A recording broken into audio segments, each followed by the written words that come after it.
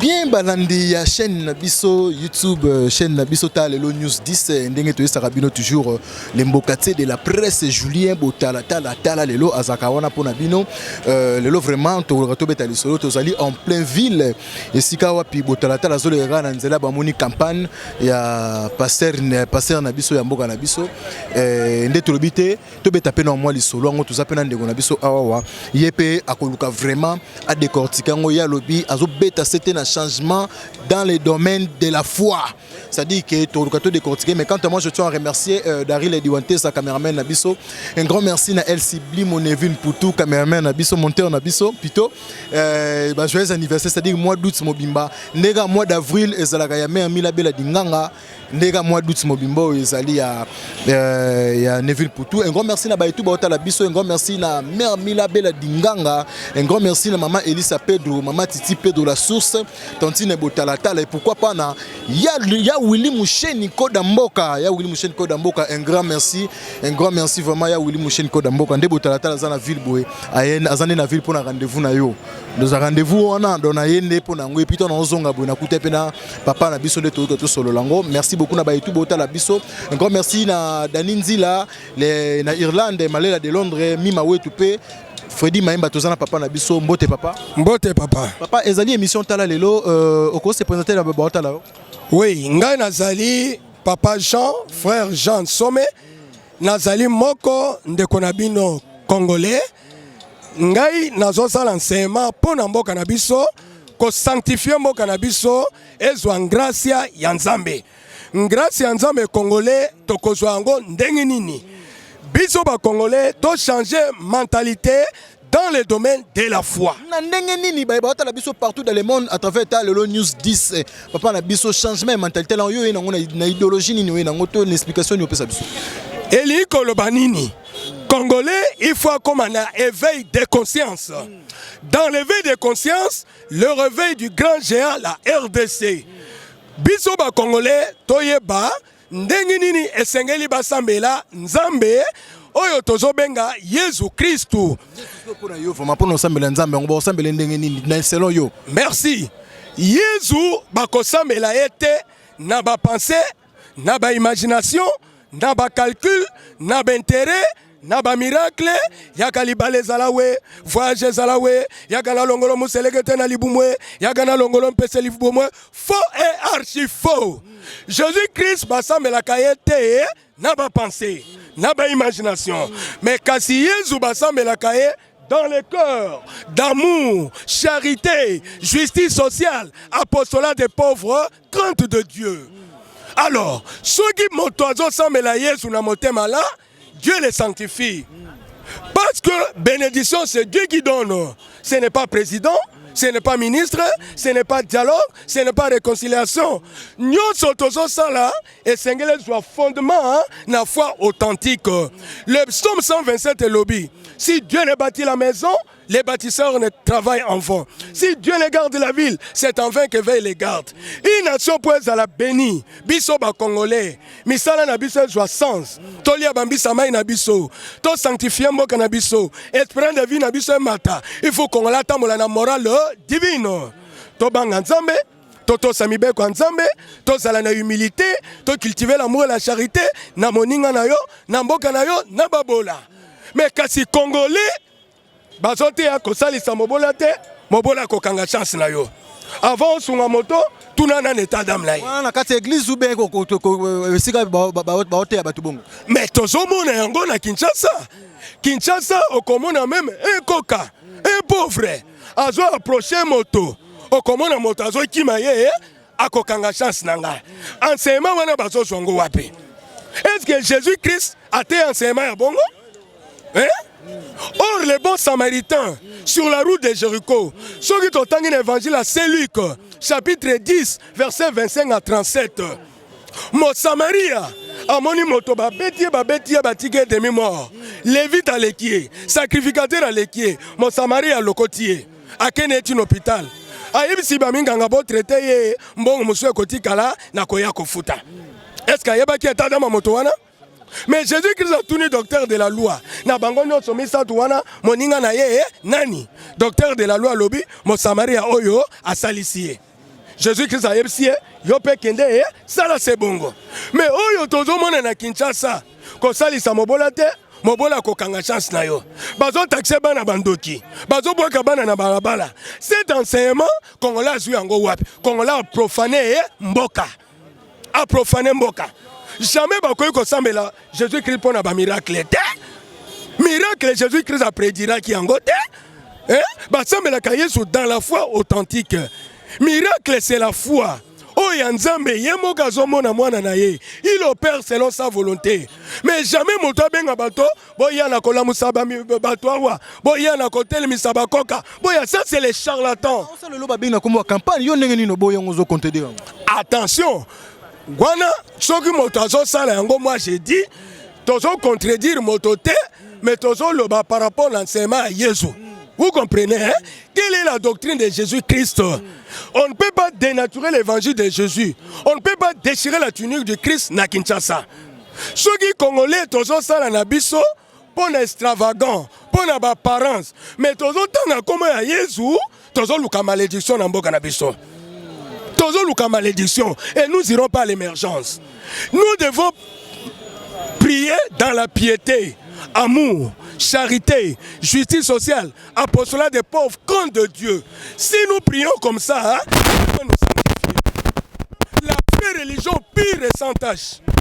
C'est bien écrit dans Jacques chapitre 1, verset 27. Consiste à visiter les orphelins, les veuves, dans leurs afflictions et se préserver de la sueur du monde. Est-ce que les Congolais qui ont visité la boutique? Est-ce que les Congolais qui ont visité la veuve dans le quartier? L'église de Réveil, qui ont visité la prison, tout. Merci. Ceux qui éclairent Oyo et qui ont visité bateau, il est dans la vraie religion pure. Mais à qui ont visité pour l'apparence, il y a le yenge. Il doit avoir un cœur de miséricorde. Consciemment. Consciemment, il y a Bolingo. Il y a moi Nzambe. Il y a la justice sociale. La justice sociale, même Daniel, l'enseignement de Jésus. Il ne peut pas prêcher Jésus. Daniel, l'ancien testament, le prophète Daniel, a lobby dans Daniel.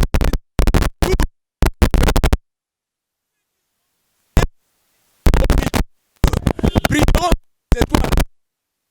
Et la justice sociale. Écoutez,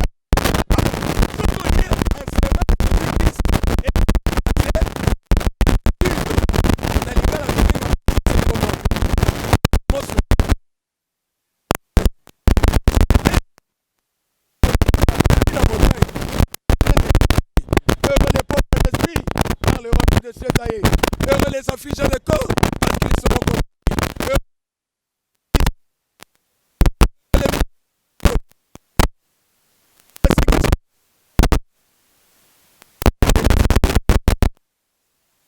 C'est dans le corps. Comment un chrétien doit contribuer?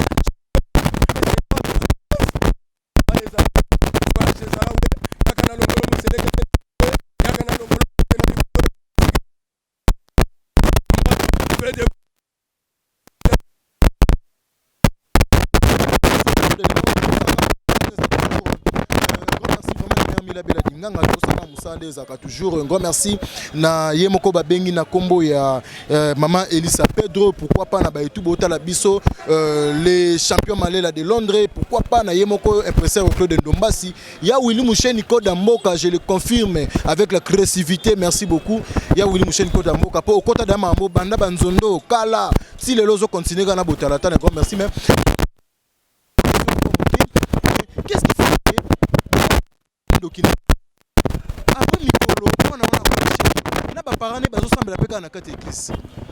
c'est pour dire quoi? Congolais.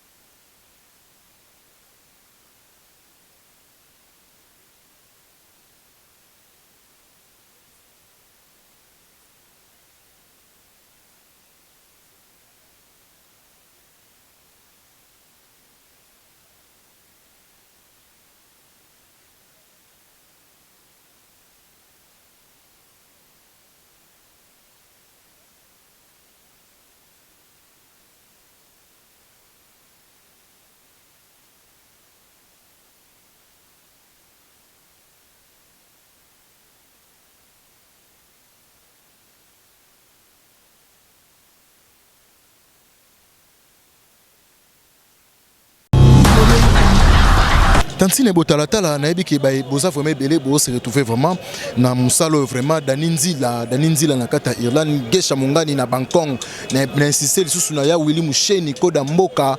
En tout cas merci beaucoup l'impresaire pe Claude Ndombasi. Mais papa nous sommes tout na question mo lokwa to comment citer na émission na biso mais nini oyo tokomi komona lelo na ba pasteur OK église bo mutakoyi ba tie micro akomi ko loba yo nani nganoko na ye ngai koko na ye pona yo vraiment. Papa, il faut yeba. Dans l'Esprit Saint, c'est la maîtrise de soi. Dans l'Elimo Santou, c'est la maîtrise de soi. Jamais de la vie, Elimo Santou, Batu Bazo Sambela, Elimo Santou, Abanako Kwei Samoto Mususu, Bato Bazwa distraction, Babanakota la charlatan. Oyazo Kwei Anandenge Naye, ça ce n'est pas Dieu. Ça c'est une distraction satanique. C'est le diable qui fait ces actions pour Koko Sabato. C'est pourquoi Congolais, il faut avoir un discernement des esprits. Et le Camerounais na Congolais, il faut avoir un discernement des esprits. Et na kosenga ba maman na Congo na Kinshasa, bazala na discernement des esprits. Ba yeba ko départager les vrais, les faux, les biens, les mal. Bayeba action ya Satana ezali nini? Action ya Nzambe ezali nini? Batala ba fruit ya Nzambe ezalaka nini? Ba fruit Elimo Santu ezalaka nini? Jamais Elimo Santu atiaka bato na distraction te. Akokwe isa moto te. Moto abana kotutuka jamais de la vie. Ça c'est charlatan. Elimo Santu peut te parler même temps yozo combat. Livre na yo. L'Esprit Saint peut te révéler quelque chose. Même maman tangazo tout a pondu. Elimo Santu akoyi koloba yaye. Même papa tangazo travailler na bureau. Elimo Santu akoyi kolobela ye. Mais ce n'est pas Elimo Santu ya ba charlatan. Tozo mona que motazo ke kwe yakuna. Le fruit de l'Elimo Santu, dont l'Elimo Santu plutôt, c'est la maîtrise de soi.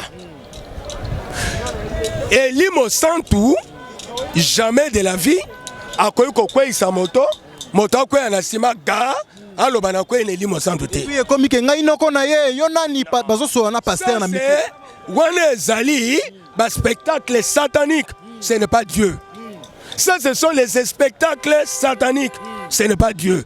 Alors, biso ba Congolais toyeba, na mboka na biso. Ba sale la Nzambe ya solo, ba sale. Ba passer na malamu, ba sale. Mais siko ba ibota la biso momo ko yede pe bango bango partout dans le monde à travers le News 10. Neni ni bakaba, neni ni ba ndeko bota la biso ba ko yeba ke oyo Mose Nzambe ya solo oyo ya fakwa. Merci. Yango to lobby. Moto, il faut avoir un discernement des esprits. Moto, il faut avoir un discernement des esprits.